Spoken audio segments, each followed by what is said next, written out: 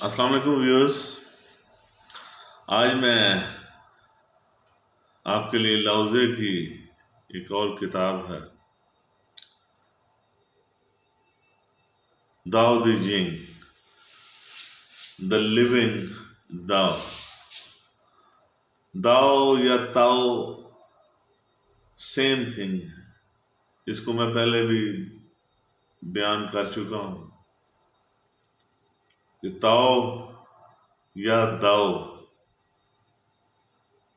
ये तलफ़ुज़ का ही फ़र्क है। चाइना में कहीं ताओ बोला जाता है, कहीं दाओ। उसका मतलब वही, द पाथ, द वे, रास्ता, दीन, असूल, वो अब्दी अटर्नल लॉ, वो अब्दी असूल।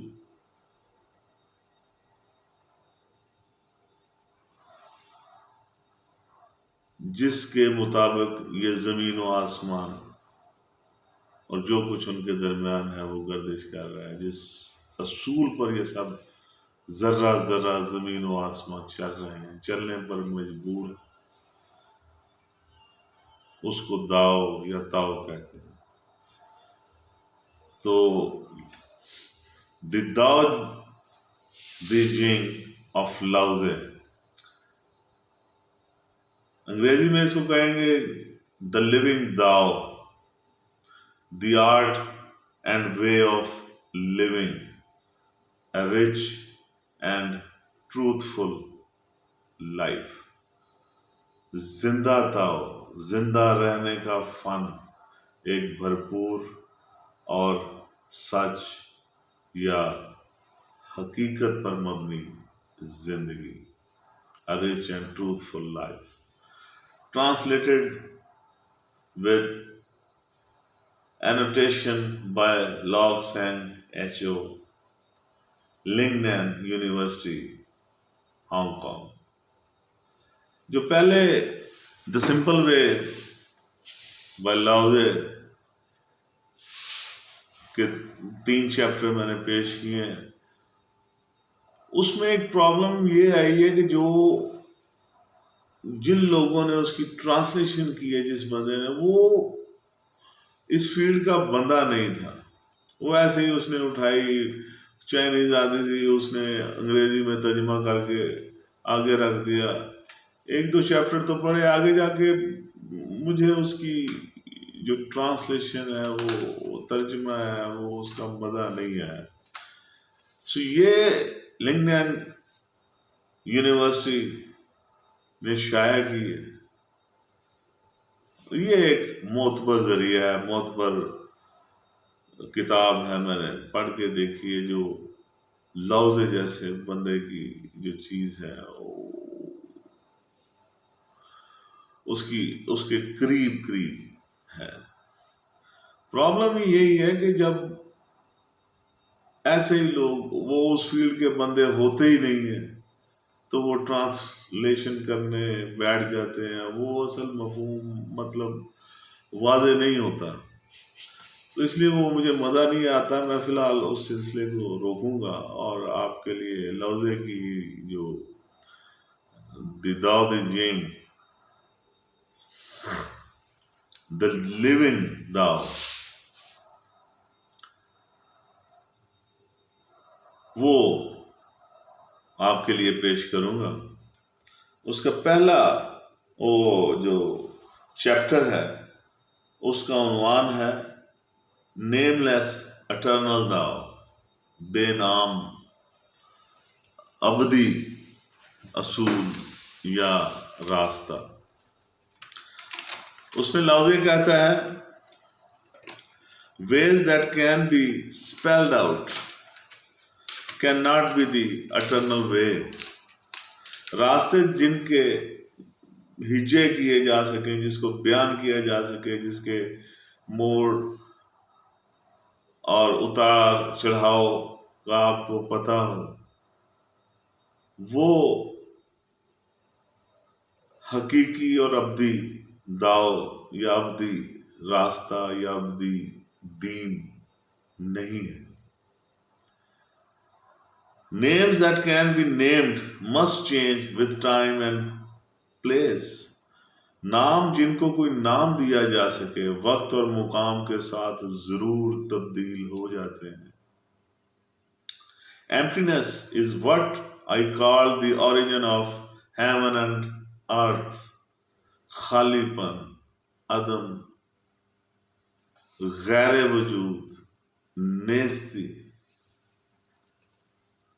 जिसको मैं जमीन व आसमान का मंबाओ मखजन कहता हूं. Existence, वजूद, हस्ती, जात is what I call the mother of everything. जिसको मैं हर जो चीज है, हर मखलूक है, उसकी मैं माँ कहता हूं. That had a birth. वो एक वक्त था कि वो पैदा हुई, वो मखलूक है. एक वक्त था वो नहीं थी, फिर पैदा हुई.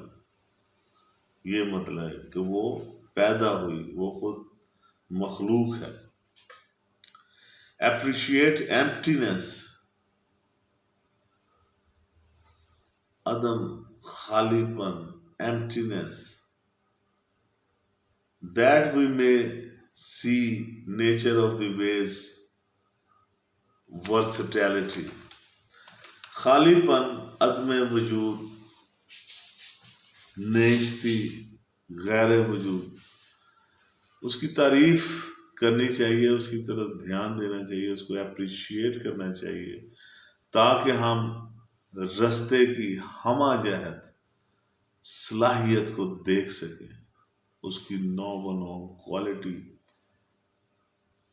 पर हमारा ध्यान जा सके उस गौर करने के बाद. Appreciate existence, वजूद, हस्ती, that we may see the extent of the ways of possibilities. वजूद की, जात की, हस्ती की तारीफ करनी चाहिए ताकि हम उसके मुमकिनात की हद को देख सकें कि ये इसकी हद कहाँ है, इसकी लिमिट्स क्या है, कहाँ जाकर ये फना होता है. उसकी हद को, उसकी अल्टीमेट जो फॉर्मेशन है, हाईएस्ट लेवल, उसको छू सके. These two, emptiness and existence, came from the same source. खालीपन, अदम, गैर वजूद या नेस्ती जिसको हम कहते हैं, और वजूद, हस्ती, यानी दोनों चीजें, हस्ती और नेस्ती, दोनों का जरिया, सोर्स जो है वो एक ही है. वो एक ही फूल और कांटा एक ही जौहर की, एक ही उनका सोर्स, एक ही जरिए से वो पैदा होते हैं. गो के इनके नाम मुख्तलिफ हैं. फूल है, कांटा है, वजूद है, अदम है, हस्ती, नेस्ती. दो दे बेयर डिफरेंट नेम्स, इनके बेशक नाम मुख्तलिफ हैं, इनका सोर्स एक, इनकी हकीकत एक. A mystery within the mystery.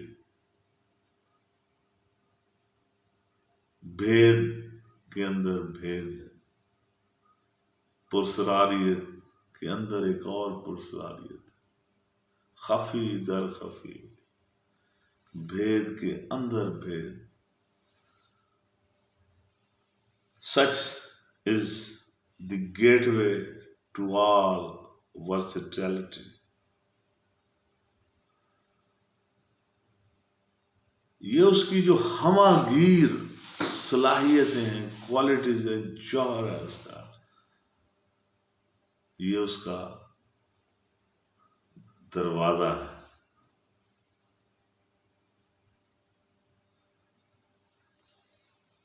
हस्ती और नेस्ती, वजूद व अदम, कि पीछे जो हस्ती कार फरमा है वो खफी दर खफी भेद है, भेद के अंदर भेद है, बहुत गहरा भेद है।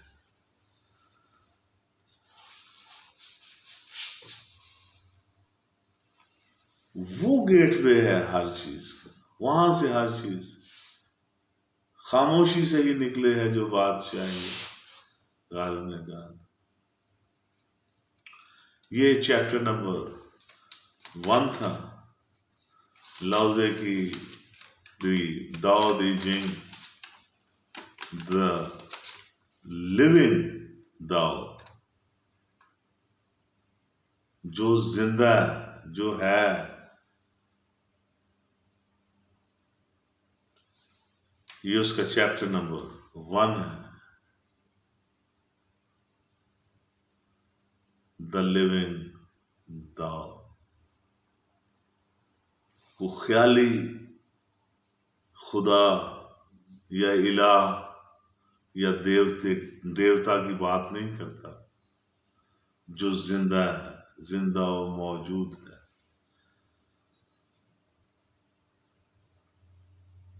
बुद्धा से किसी ने पूछा था कि व्हाट इज ट्रूथ, उसने बहुत बहुत प्यारा जवाब, सिंपल और सादा, अपनी शख्सियत और इल्म की अजमत के मुताबिक उसने एक बात कही। जब उससे पूछा कि हकीकत, ट्रूथ क्या है, तो उसने जवाब दिया था, द ट्रूथ व्हाट वर्क्स। हकीकत जो है, जो सच है, वो जिंदा है, अमल करता है, जिंदा और मौजूद है, मूव करता है। What works,